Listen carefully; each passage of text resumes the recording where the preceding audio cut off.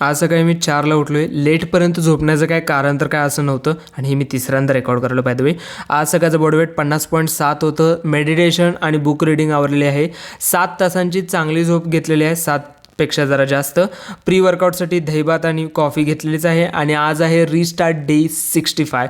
So आज होता pull day workout. Pull day वर्कआउटसाठी बॅकचे total 2 set, in the sense एक व्हर्टिकल पूलचे 2 सेट आणि हॉरिझॉन्टल पूलचे टोटल 2 सेट. आणि त्यानंतर लगेच हायपर एक्सटेन्शन घेतलं, कारण की बॅकसाठी मला ते चांगलं वाटते मारायला. आणि त्यानंतर लगेच बायसेपसाठी आलो. बायसेपसाठी प्रीचर कर्ल आणि त्यानंतर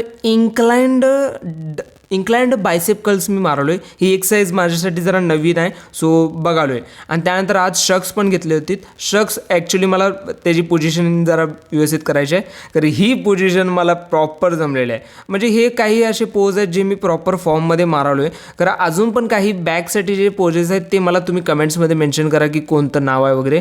खरं मला ही पोज पर्सनली खूप आवडते, कारण की ही पोज मारत असताना वेगवेगळे असं एक शेडेड टाईप असं डिझाईन टाईप होते. आणि बायसेपला तर ऑल्सो पंप आलेलाच आहे, सो भारी वाटाले. आणि ॲट धिस पॉईंट मला हे बोलायची गरज लागायला नको की मी काय खालो आहे. MBJ ओट्स आणि क्रेटीन.